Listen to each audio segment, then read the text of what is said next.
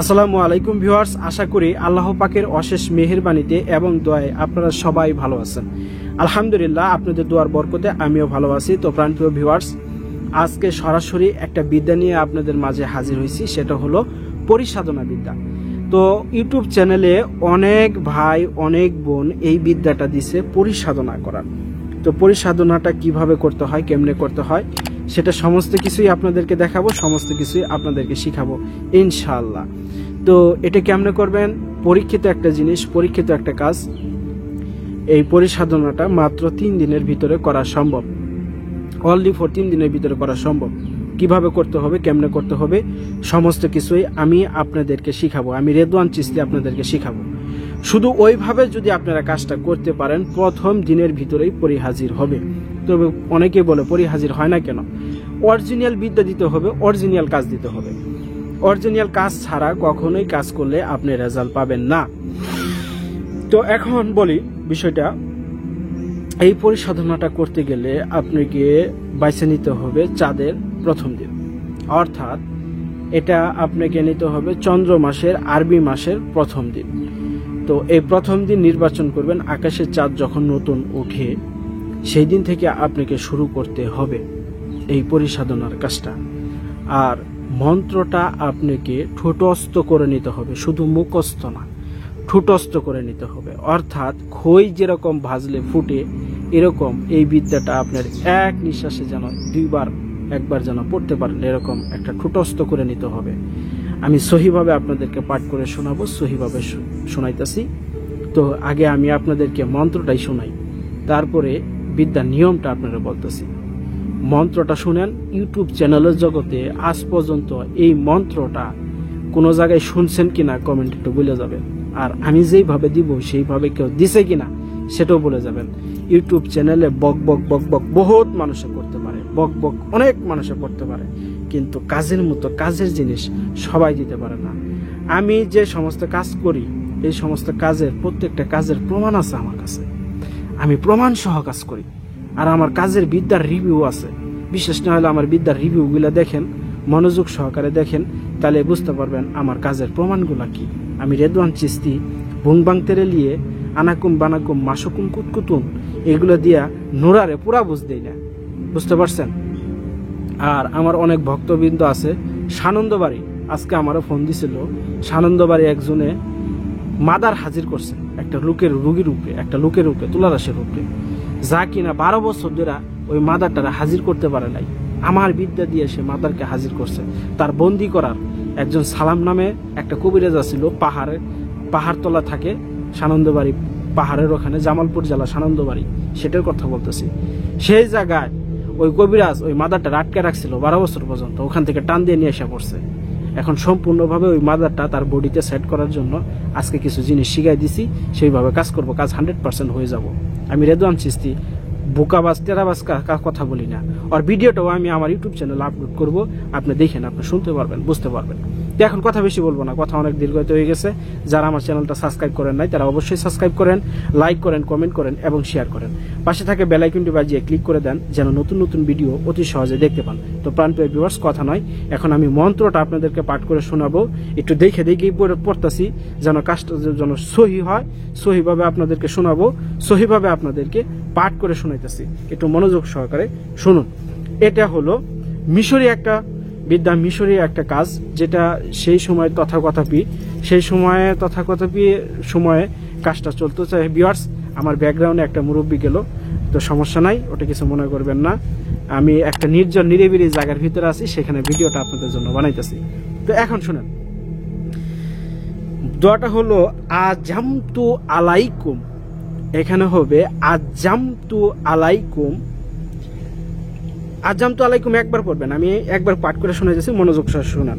আজামতু আলাইকুম ইয়া আর হা সাতিন আমারা কাতিন হারমা কাতিন হায়াউশান মা কাউশান তাউফাশান ইয়ানু শাতা আ ইয়া মাইমুনাতা ওয়া ইয়াজু ওয়াইলাতা আ ইস্তুনি শারিয়ান হায়া আহফান, হায়া আহফান, হায়া আহফান।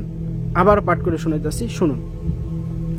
আজামতু আলাইকুম ইয়া আর হাসাতিন আমারা কাতিন হারমা কাতিন হায়াউসান মা কাউসান তাও ফাসান ইয়ানু শা তায়া ইয়া মাইমুনাতা ওয়া ইয়াজু ওয়াই লাতা আ ইস্তুনি শারি আন হায়া আহফান, হায়া আহফান, হায়া আহফান। আমি আপনাদেরকে স্ক্রিনেও লিখে দিছি যেন বুঝতে অসুবিধা না হয়। আর এই বিদ্যার যে রেফারেন্স, এই মন্ত্রটা যে রেফারেন্স, সেটাও আমি আপনাদেরকে এখন স্ক্রিনে দিয়ে দিতেছি, একটু মনোযোগ সহকারে লক্ষ্য করুন। এটি হলো রেফারেন্স, এই বিদ্যাটাই, এই দোয়াটাই। এই দোয়াটা আপনারা চাইলে কোনো হুজুর, আলেম, মুহাদ্দিস, যিনি কিনা মুফতি, কারি, ওনার ব্যক্তিদের দ্বারা এই বিদ্যাটাকে আপনি জাস্টিফাই করবেন, ভেরিফাই করবেন আমি যে দোয়াটা বলছি সেটা সঠিক কিনা। যদিও একটু ভাষাগত, শব্দগত তারতম্য হতে পারে, সেটা আপনারা কোনো হুজুর, মুফতি, আলেম দ্বারা এটাকে সহি শুদ্ধ করে নিয়ে পড়ার চেষ্টা করবেন। আমি যেভাবে বলছি সেইভাবেও যদি পড়েন কাজ হবে। তারপরে যদি সংশয় থাকে তাহলে সেটাকে আপনি সহি শুদ্ধ করে নিয়ে পড়বেন। এখন নিয়মটা আপনাদেরকে বলতেছি। নিয়মটা হলো আপনাকে এটা করতে হবে, এই আমলটা করতে হবে বলছি চন্দ্র মাসের প্রথম তারিখে। চন্দ্র মাসের প্রথম তারিখে 3 দিন আপনাকে নিরামিষ খানা খাইতে হবে। আর এই কাজটা করার আগে সংকল্প, মানে এই কাজে বসার আগে ঠোঁটস্থ করে নিতে হবে, এই মন্ত্রটা মুখস্থ করে নিতে হবে। নেওয়ার পর এবার আপনাকে কোনো আমিষ জাতীয় খাবার খাওয়া যাবে না, যেমন কি গরুর মাংস, খাসির মাংস, সেগুলো খাওয়া যাবে না, সেগুলো ভক্ষণ করা যাবে না। এরপরে আপনি ডিম, মুরগি এগুলো কোনো খাবেন না। এক কথায় আপনাকে সম্পূর্ণ নিরামিষ খানা খাইতে হবে। এখন নিরামিষ খানা খাবেন 3 দিন। এবার তাহাজ্জুদের নামাজের সময়, যে তাহাজ্জুদের নামাজটা সময় নির্ধারিত হয়, সেই সময়টাও করতে পারেন, অথবা রাত্রে 12টার পরেও আপনি শুরু করতে পারেন। রাত্রে 12টার পরে ঘরে করা যাবে না, কিন্তু ঘরেও যদি করেন সেই ঘরে কোনো মানুষ থাকা যাবে না। ওই মনোযোগ দিয়ে শুনবেন কথাগুলো, আমি যেগুলো বলতেছি সেগুলো একটু মনোযোগ সহকারে শুনবেন। ঘরে করা যাবে না,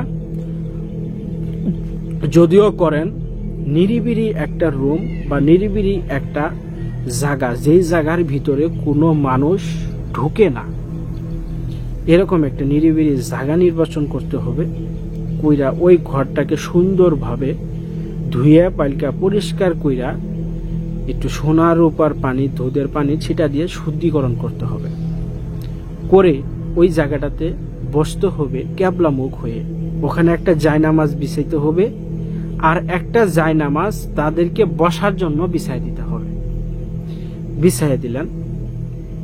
ওই ঘরটার ভিতরে সকালবেলা একটা মোম, একটা আগরবাতি জ্বালাবেন। সন্ধ্যাবেলা মোম, আগরবাতি জ্বালাবেন। ওইখানে বসেই আপনাকে 5 ওয়াক্ত নামাজ আদায় করতে হবে ওই ঘরটার ভিতরে। ওই ঘরটার ভিতরে একমাত্র আপনি ব্যতীত কোনো মানুষ যেন না ঢোকে, এরকম খুবই সাবধান, খুবই সাবধান। কোনো মানুষ যদি ওই ঘরে যদি ঢোকে তাহলে আপনার কাজটা তো হবেই না, হিতে আরো বিপরীত হতে পারে। সেজন্য ঘরটাকে আপনি তালা মাইরা চাবি আপনার কাছেই রাখবেন। এরকম রুম পাইলে কাজ করবেন, না হলে করা দরকার নাই। তো এরকম রুমের ভিতরে বসবেন, বৈশা প্রতিদিন 5 ওয়াক্ত না পারলেও ফজর এবং মাগরিবের নামাজটা করার চেষ্টা করবেন। 7 দিন আগে থেকে এরকম আপনার প্রস্তুতি চলবে। 7 দিন আগে থেকে প্রস্তুতি চলবে। যখন আকাশের চাঁদটা উঠবে, প্রথম দিনও করতে পারেন, দ্বিতীয় দিনও করতে পারেন, অথবা তৃতীয় দিনেও কাজটা করতে পারেন। 3 দিনের ভিতরে কাজটা আপনাকে শুরু করতে হবে। 7 দিন আগে থেকে আপনার প্রস্তুতি নেওয়া হয়ে গেল, এবার আপনি আমলে বসলেন। এইভাবে আপনি 7 দিন যখন ওই ঘরের ভিতরে বৈশা আপনি যখন আমলটা করবেন, মানে নামাজটা যখন তেলাওয়াত পড়বেন, তখন আপনার ভিতরে ওই ঘরটার ভিতরে একটা নূর ঝলকিবে। আর প্রতিদিন ইয়াল্লাহ ইয়াল্লাহ, মানে আল্লাহু আল্লাহু আল্লাহু এই শব্দটা, এই আল্লাহর নামটা প্রতিদিন 1000 বার করে আপনি জিকির করবেন। এতে আপনার যে রুহানি শক্তিটা আছে না, সেই রুহানি শক্তিটা বৃদ্ধি হয়ে যাবে, বাইরে যাবে। তো এখন আপনি যেদিন ডাকবেন, যেদিন আপনি ডাকতে যাবেন, সেই দিন রাত্রে 12টার পরে ওই জায়গাতেই বসে আপনি মোম জ্বালাইতে হবে না, আগরবাতি জ্বালান, মোম জ্বালান যাব না, অন্ধকার রুমে বৈশা আপনি হাতে তসবি নিয়ে গুনে গুনে গুনে গুনে এই মন্ত্রটা 500 বার আপনি পাঠ করে নেবেন। গুনে গুনে 500 বার, অথবা ডিজিটাল তসবি একটা করে চাপ দিবেন, একটা করে সংখ্যা উঠবে, এরকম ডিজিটাল তসবি দিয়া আপনি চাপ দিবেন আর পড়বেন। 500 বার গুনে গুনে পড়বেন। এখন বলবেন যে ওস্তাদ, এই আমলটা কোনো রিস্ক আছে? না, কোনো রিস্ক নাই। আপনি আল্লাহকে রাজি খুশি করে নামাজ কালাম পড়ে আল্লাহর কাছে সাহায্য চাইয়া আপনি আল্লাহর একটা মাখলুকাত পরীকে আপনি সাধনার মাধ্যমে নিতে চাইতেছেন, ন্যায় পথে নিতে চাইতেছেন।